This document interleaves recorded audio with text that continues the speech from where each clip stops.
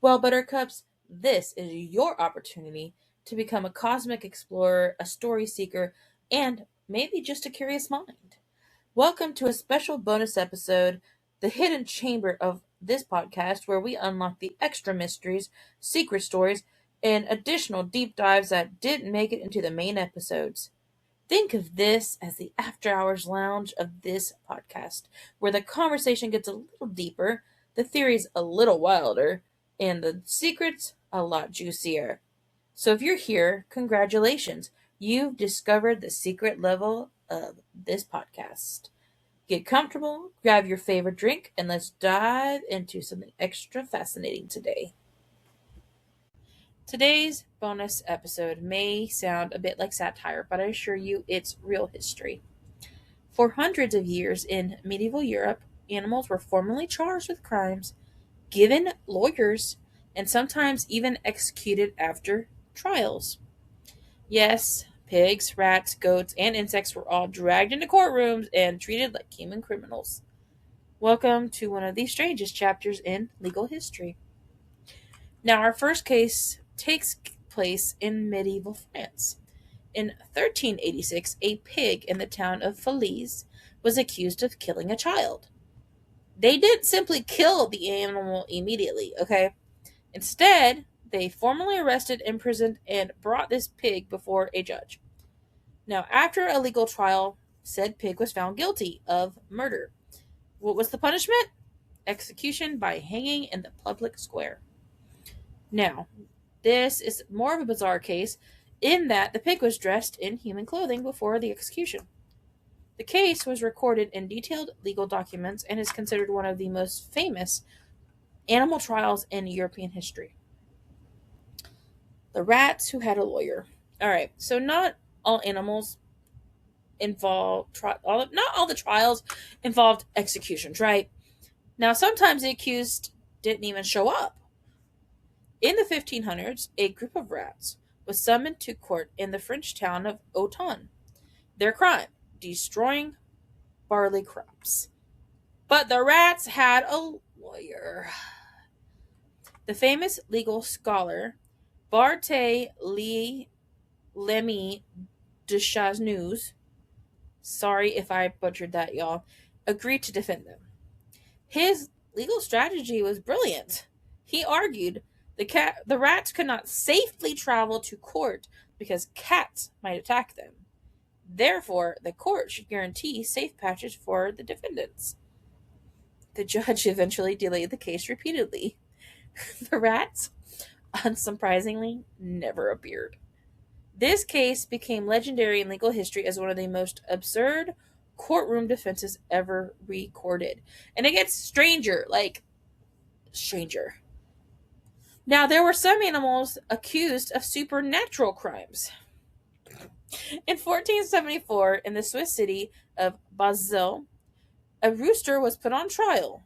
The charge, you ask? Laying an egg.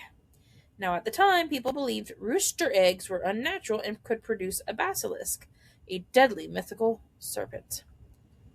Said rooster was therefore accused of witchcraft.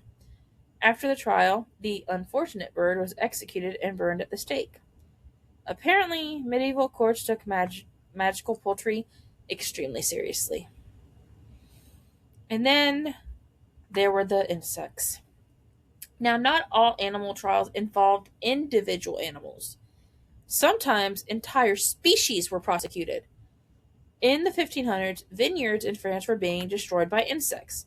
What solution did they find? Put them on trial. In St. Julien, church courts issued a formal legal order commanding the insects to leave the area. The insects were represented by lawyers, and the court even negotiated a compromise. The bugs were assigned a separate piece of land where they could live. Of course, the insects ignored the ruling, but the legal documents show the trial was conducted seriously. Oh, and then there was another famous case occurring in Switzerland in 1314. A cow in Lausanne was accused of killing a man. Said cow was put on trial and eventually sentenced to death. But the court didn't just stop there, they went further. The cow was publicly executed, and the meat was declared unfit for consumption, since it had been involved in a criminal act. Even livestock could apparently become legal outlaws. Now, at first glance, animal trials sound ridiculous. All of these trials sound ridiculous. But historians do believe there were serious reasons behind them.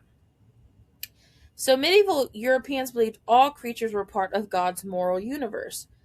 Animals could therefore be held accountable for wrongdoing, even though they didn't have the reasoning we have. That's just me. Trials reinforce the authority of courts and religious institutions, which is a fair point. Putting animals on trial helped communities process tragedies like accidents or crop destruction.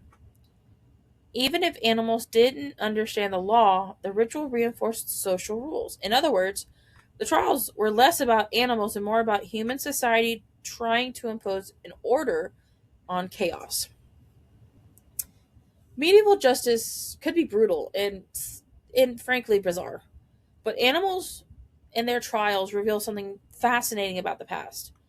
People once believed the law applied to all living creatures, from pigs to insects to roosters accused of witchcraft. The courtroom truly had no limits. And that brings us to the end of this special bonus episode, Buttercups. If you made it all the way here, congratulations! You've officially explored one of the hidden corners of this podcast. These bonus episodes are where we get to wander a little deeper, ask the strange questions that we're all wondering, and uncover the details most people never get to hear about.